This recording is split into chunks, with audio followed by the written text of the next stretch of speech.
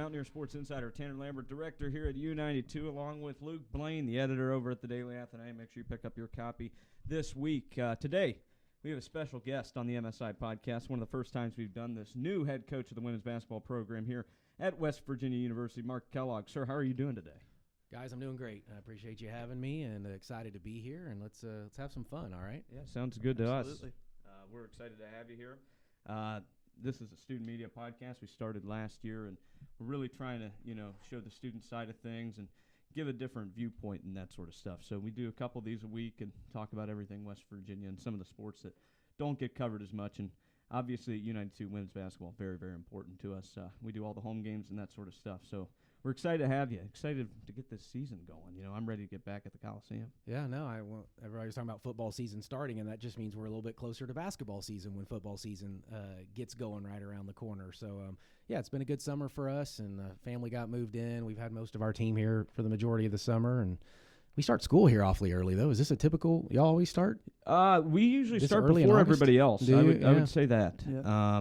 And so, this year's really early. I think next year they're pushing it back a week. Are they? But, yeah, it's not bad. We get out early at winter break and early in the spring. I don't mind it. You do, but we don't. So it's the basketball I don't get any of those holidays. So I don't get Thanksgiving or fall breaks or Christmas break. So it doesn't help us any. So I need that summer vacation. But either way, we're all here and we're ready to roll. Yeah, I'm sure for you this summer, you really didn't get any vacation. It was moving up here, getting the family ready to go, and then everything you had to do with the team, right? Yeah, no, there was no Kellogg family vacation this summer, but I have two kids that are in high school, and they both play basketball. So it was all summer long, about every weekend. I think we moved into our house, and then it was 7 straight weekends that we were gone. Oh, wow. So it was literally maybe Monday, Tuesday, Wednesday, maybe a Thursday that we were here in Morgantown. And then either I was on the road recruiting or, watching one of my kids play. But that's okay. It's what we signed up for. And other than that, we were with our current roster that was here, and we had a good summer. Good to hear that. So when we get started here, we just want to get to know you a little bit and let people find out a little bit more about you. So what should we know about you coming here to Morgantown? Oh, well, I don't know if you're talking background type stuff. That's, you can kind of look that one up. Yeah. I this is my 19th year, I think, as a head collegiate women's basketball coach. I started out on the men's side, played college basketball, went and was a graduate assistant on the men's side for just a couple years. And then at a really early age, got an opportunity to go to Montana State in Bozeman, Montana, to be a women's assistant coach. And so I probably was like 24 or something at the time and was in a Division I assistant. So I was like, why not? Had no idea where I was going, but ended up meeting my wife up there. And then I became a Division II head coach for 10 years and then 8 years at Stephen F. Austin, where we had a ton of success and made some tournaments and honestly should have won a couple of those tournament games. Kind of lost to Georgia Tech in overtime one year and then got beat late by North Carolina in the fourth quarter a different year.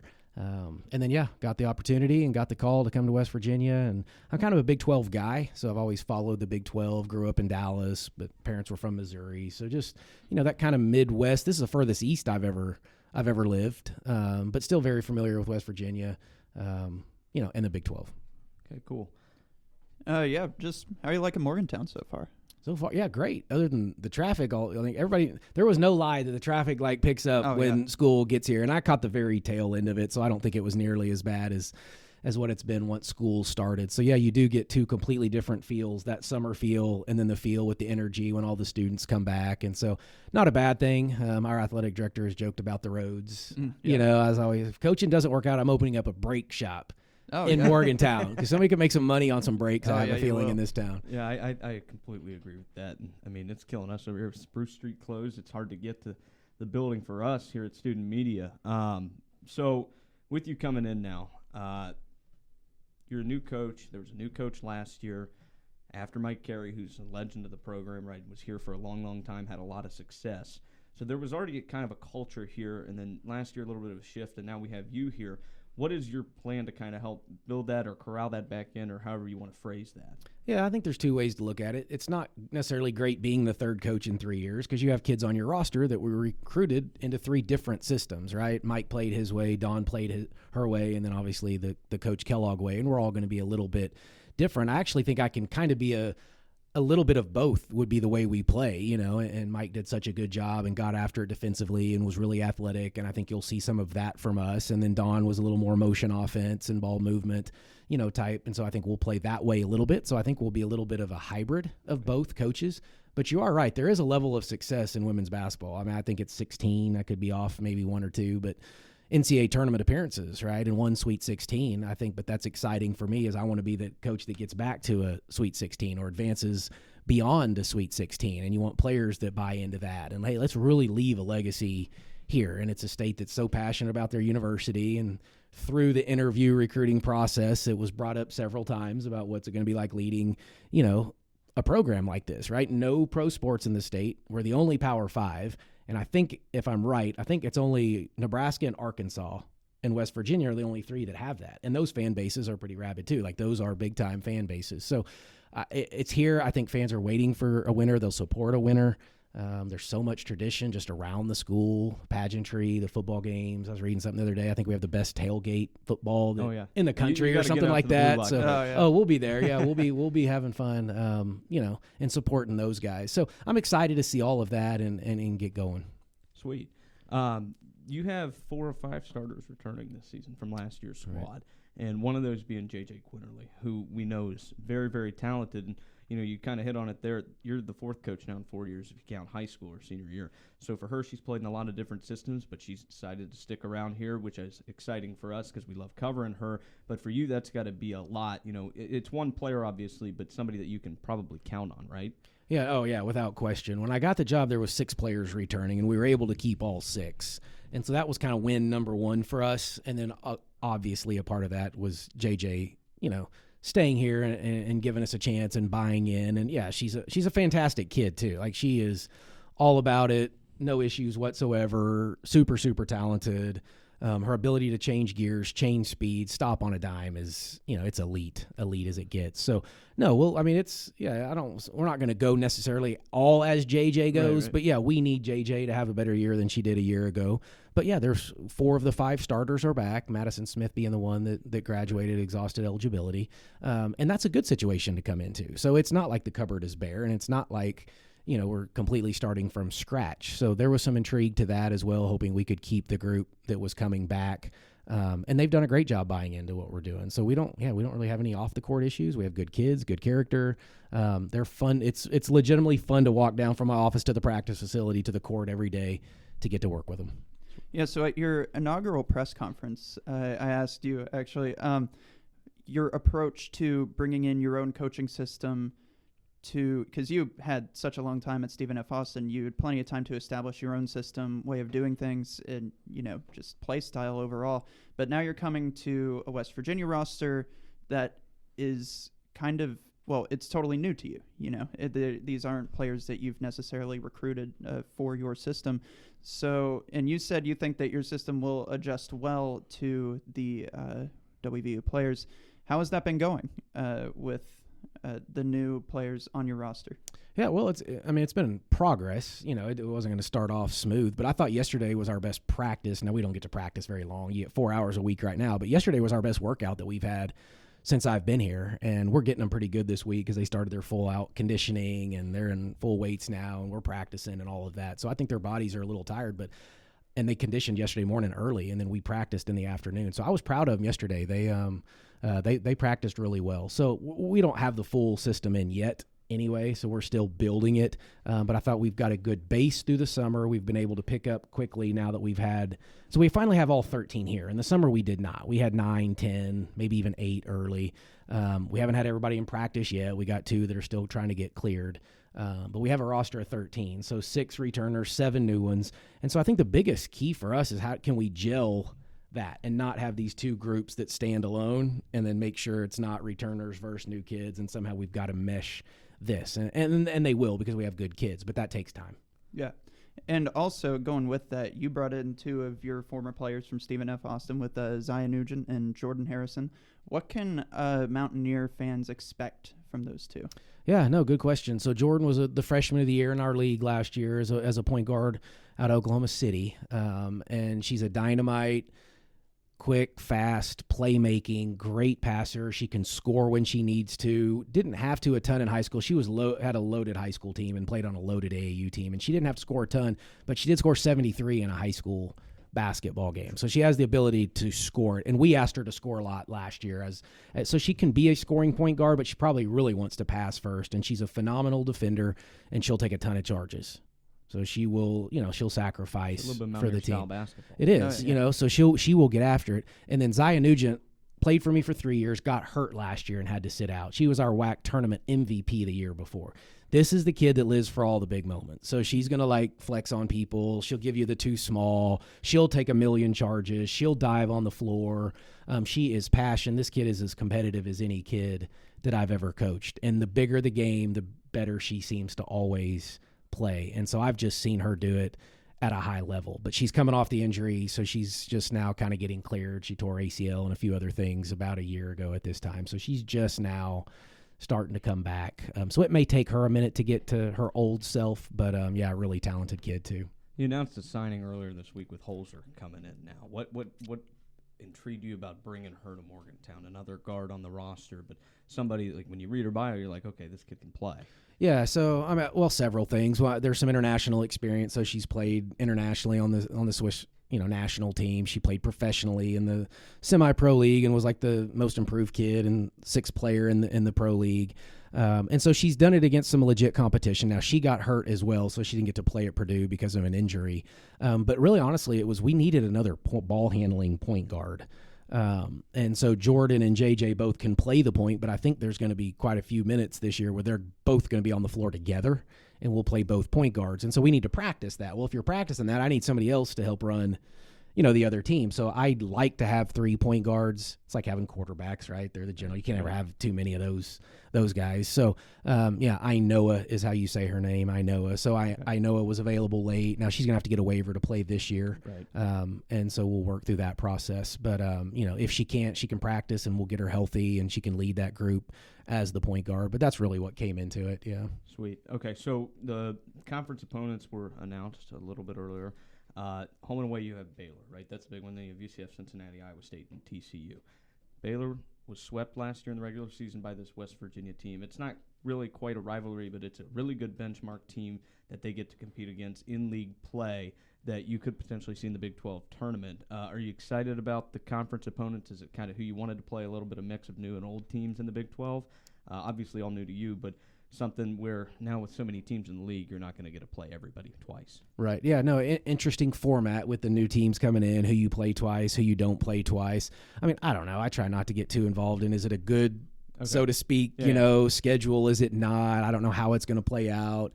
I've been so focused on us. And I've played several of the Big 12 schools, and when I was at Stephen F. Austin. Right. And I do have a pretty good feel for most of those. I do know West Virginia swept Baylor a year ago. That's pretty important. So, and to build off of. And so we need to build off of that. I know we get Texas and OU here, I believe. We don't go to them. So I think there's good opportunities. There's going to be games at home. You got to take care of your home court. I will say this, though. Everybody has told me that in this league that this is by far the hardest place to win at.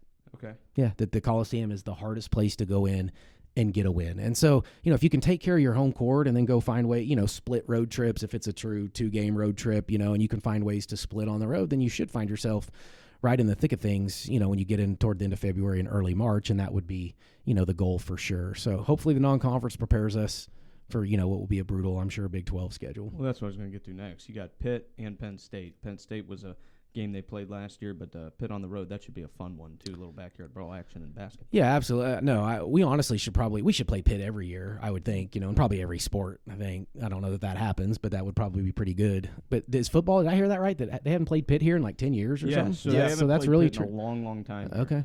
So, I would have assumed that was a more yearly when the yearly Big East battle fell apart and West Virginia had to come to the Big 12, all of that stuff, and then the TV, it's too many complex things, right? Yeah. So, I would say go to the blue lot that game, Coach. That would be the one to. That's the blue lot. Okay. Yeah. So all right. You'll get it. Duly you'll get noted. it Duly noted. Yeah. That will be. I'm sure. Yeah. No. I can only imagine. But yeah. No. So we get Pitt. We're on the road at Pitt. Get Penn State here. Great regional Power 5 type games.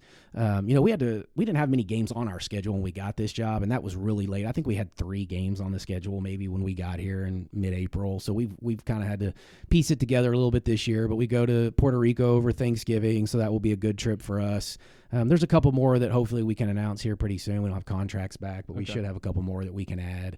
And so I think there's a good mix in there. Probably a good place to start for us with a new coach. With some games that you should definitely be favored by a significant amount to win. Others that you better play well to win, and then some of the Power Fives that flip the coin. If you play well, you win, and if you don't play well, you may not find a way to win that game. Yeah, fair enough. So does it affect you at all? I guess the season's still far away, but in your kind of preparation, not knowing the schedule for Big 12 yet, how you're going to maybe think about traveling and that sort of thing. I know that's a really, really tough question to probably answer, but we're about a month away or so you'd think that'd be coming soon. Does that mean anything to you at all? Well, no, you should ask my director of operations, because for her, like that, she's probably frantically wishing we had it so she could get stuff built in and get the hotels and the flights and all of those types of things. So, for me, no. I think late August, early September, they said we should have the Big 12 schedule. So I think we're getting a little bit closer to that. You kind of want to know just so you can start to, in your mind, lay it out and figure out road trips and swings. And here, this may be the little tough stretch for us, or here's where we really need to do some damage because we're at home for a little stretch. But no, again, that's probably would be in the back of my mind even if I did have it, because we're just so much focused on kind of the present and getting to that point. Fair enough. Okay, so you talked about how tough it is to play at Coliseum. I just went through it. Only 2 conference losses at home last year. They were very, very good at home. I thought that was right, but I wanted to make sure. So, Coliseum's a tough place to play. Last season, there was all kinds of attendance records set in what was a really good regular season for this Mountaineer squad. And, how can you maybe take that and build that within the community and sort of bring more people to these games? Yeah, well, you want to build off the success that they did have a year ago, and we want to play up to that. I think in women's basketball, there's a lot that goes into getting fans. Obviously you need to win. Without question, you need to have success on the court. But there's also a personal connection that seems to draw fans to the women's game, right? Some maybe the older fans that this is the true root of basketball is played in the women's game, and we play below the rim, and they enjoy that. But I think it's how do we get students to the game, because that's kind of starting to, you'll see across the country, we're not getting nearly as many students to basketball games in particular. So how do we connect with them, and then we connect with families and develop a personal relationship? So I think there's things that you just do with the community and, the building the ballers, we call them, with the little kids, and so we have a little mini Mountaineer. I think we're calling it Kellogg's Club, to get kids here. And kids have to bring parents. That's kind of, they can't come on their own, so they got to bring a parent or parents. And so then you get them, excited about coming and, just developing the relationship through camps in the summer, which we did, is just be visible and be seen and we have great kids. We have great character kids that need to be visible. And I think the more visible you are, the more relationship oriented, then people get a little more excited once you produce the product that's fun to watch. Yeah. So looking back at the roster a little bit, you picked up over the summer Danelle. I'm going to try Arigbabu. Is that? Yeah, pretty close. Somewhere in there. Yeah. I'm not even going to try to say it either, so I'll let you roll with that one. 6'4" forward down there who can play, alongside Kylie Blackston. Blackston was one of the big providers of height on this roster, and Danelle coming in at 6'4". What does having height down there mean for you all as a team, and what's the importance of that? Yeah, no, we'll still be a little undersized. By the time we got here, it's just hard to find post players in general. And then middle of April, May, those were pretty much already picked over. But Danelle came from a junior college, and so she was a 6'4" big body that will be able to bang. Like Isis Bayish, I guess, from a year ago. That type of body, but she hadn't played at this level and been, like I said, a junior college, so she hasn't had access to all the weight room and the conditioning and those types of things that she's going to get here. So she got a little work in front of her, but we'll provide some of that. Tirza Moore is a kid that came from Oral Roberts, who averaged a double-double, who will be a little undersized but has produced at the mid-major level. Dad played at Arkansas. It's in her genes. She actually, ironically, has a twin sister who's playing at SFA. Oh, okay. So twin sister goes to SFA and Tirza's coming here. So kind of a fun story there. But she'll be pretty good. And the one that's impressed me the most actually has been Tavi Diggs from where she was a year ago. Obviously, you talked about Kylie, and that's fine. But Tavi Diggs is the one that looks like, from what I've seen on film to what I'm watching, every day there seems to be a big step, and she averaged like 9.5, almost 10 at TCU she one year. Yeah, and she was a good player for this team last season, and she's had Big 12 experience, came over from Texas Christian, and now she's been here, and she's going to be one of those fifth-year players on your team that has a lot of that experience under your belt. That's where I was going to try to get to next, was who you looking for, and what do you look for in leadership on and off the court, and how do you kind of, I guess, push that in the right direction? Yeah, I think we're still working on that. That's a work in progress, and there's there's so many different ways to lead. You got the vocal leader, you got the organizational leader, you got the lead by example. I mean, and so I think we're working through that. That's some of where we've kind of challenged JJ Quinterly to be. She's not the most vocal kid, but she plays hard and she'll lead by example, and she's obviously a talented player. But yeah, who is it going to be? Jayla Hemingway would be one that's had experience at Mississippi State. Now here, she's performed and played well in some big time games and big time environment, so that's another kid we would rely on. Kaya Watson, who came with Dawn a year ago from South Dakota, but has done some really, really good stuff, and so I like Kaya quite a bit too, and so I think she'll have some leadership qualities, and and so I think we're still learning it though, because we don't all know each other that well yet, and so the more comfortable we get though, I think the more we'll trust each other, and then some of those qualities come out. Yeah, and when you talk about leadership types, which I don't want to say which would you prefer, but do you think that there's one type that wherever let me get my words straight. So you talk about vocal leadership, organizational leadership. Is there a certain way that you lean where you kind of prefer one over the other? No, I want them all. I think you need them all. Yeah. I think you need them all. They have to balance each other out. You don't want everybody to think that they're a vocal leader. Now you got everybody talking over everybody. You'll never get anything done, and then you need some that just lead by example. So it's really just trying to identify who those are. I mean, I have a little leadership group of players. It's like I have four of them that come in and will meet with me, and we talk through leadership. And so it's trying to identify some of those kids, and teach them there's different ways to do this. But who's the social leader? Right. Who's the one on the text message saying, hey, we're going to go meet here tonight, and so we have them split up in different committees. Like we have one that's a community service committee, and then we have a campus activity one. Like, hey, there's a soccer game tonight. Let's all go to the soccer game. Like who sends that message? Like that's a type of leadership, right? It may be one that says, hey, big game tomorrow night. Like we can do this. We're prepared, and that's their leadership style, right? That may be the vocal, and then it may just be a JJ who's doesn't talk enough, but we know when the ball's up, the kid's going to give you something fair enough. At a pretty high level. So this year is, I think, maybe the first year that the Big 12 tournament out in Kansas City is not going to be at the same time as the men's. So last year it was, and they played at the Assembly Hall or whatever it was called. But this year it's going to be inside the T-Mobile Center, so a bigger venue, one where you're going to have a lot of fans at. Commissioner Yormark, I think, has done a great job at trying to get that fan engagement up. We were there last year in Kansas City, and, Big 12 stuff was everywhere. The weather wasn't great, but they had, outdoor basketball courts and stuff, trying to get all these kids involved. Last year the tournament was a heartbreak, right? The final shot against Oklahoma State.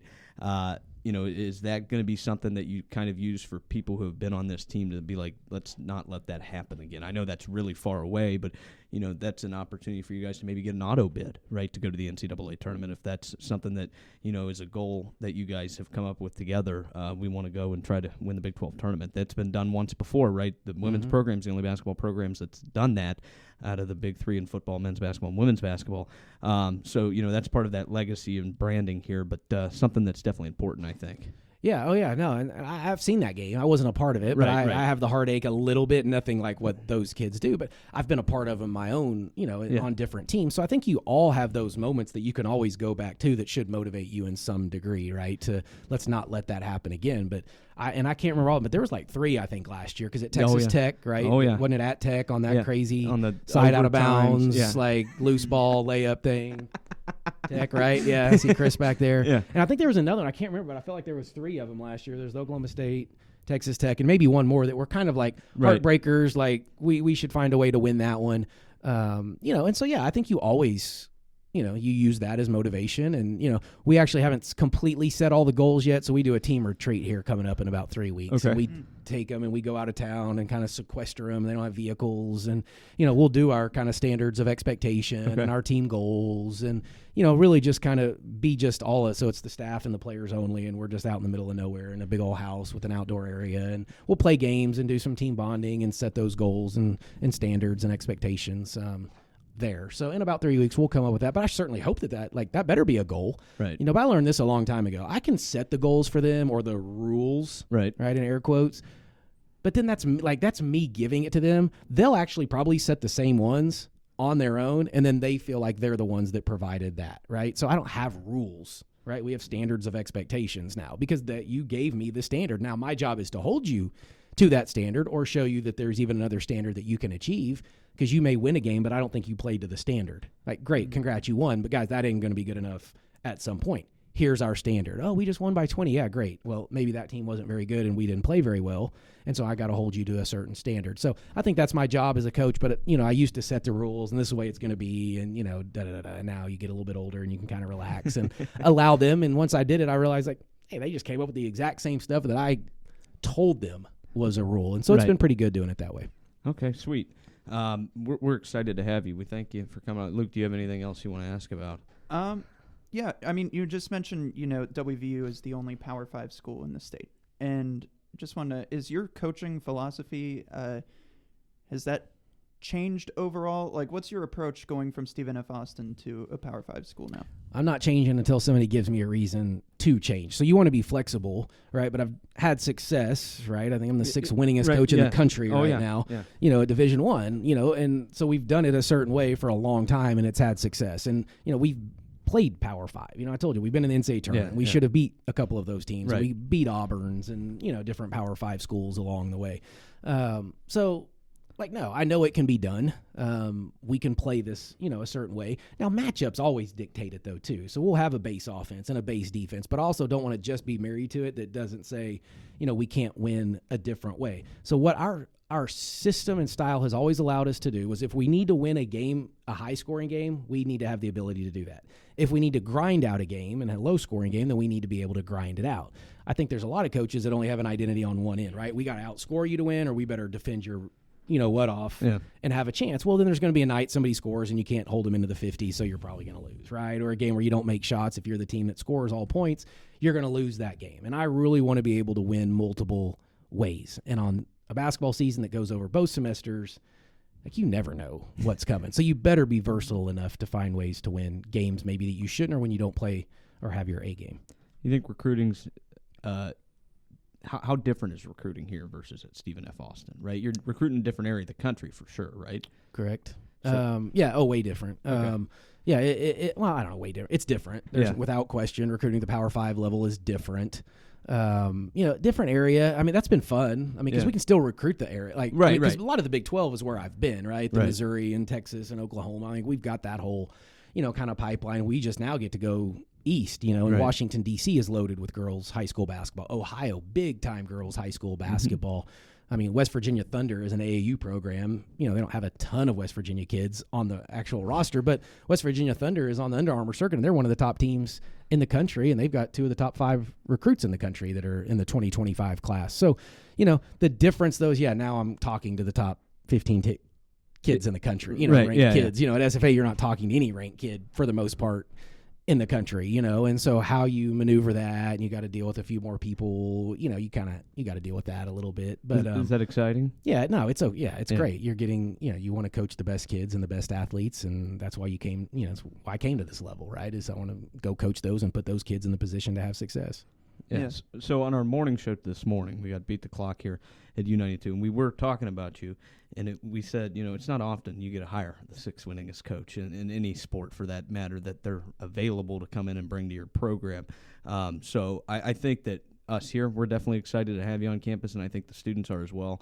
I think that Ren Baker did a good job. I'm very excited to see what happens. I'm ready to go for this season, Coach. Yeah, no, I appreciate that. Yeah, Ren Baker's the guy too. I don't know if you've got to spend much time with him, but I think he hired me once before. You've probably heard that story too. So we were only together about 6 months, and he left though, and then I left shortly after he did. But we hadn't seen each other since the day he left that campus in 2012 or 13.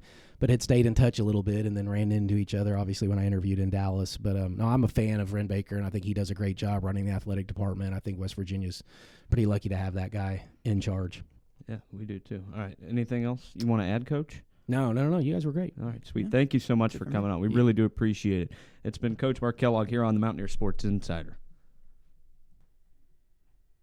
Hello, welcome back to the MSI program here today. We talked to Coach Kellogg, the new head coach at West Virginia's women's basketball program. And, Luke, I think he said a lot of good things during that, don't you? Absolutely, yeah. That was a great interview. Really, he knows what he's talking about, and I think Ren Baker got a good one. Yeah, I think so, too. Fun conversation there with Coach Kellogg. We're looking forward to the basketball season. Again, you can catch every single home game here on U92 with some select away games coming up as well. Oh, yeah. Lots of fun here. But again, conversation with Mark Kellogg. We appreciate you. Make sure you follow us on Twitter at Fairbanks2WVU. Luke and I are getting that going again, if Luke ever actually does anything. But, that's how it is. I'm kidding, of course. But we appreciate the listen. Make sure you tune in for this week's standard edition of the Mountaineer Sports Insider.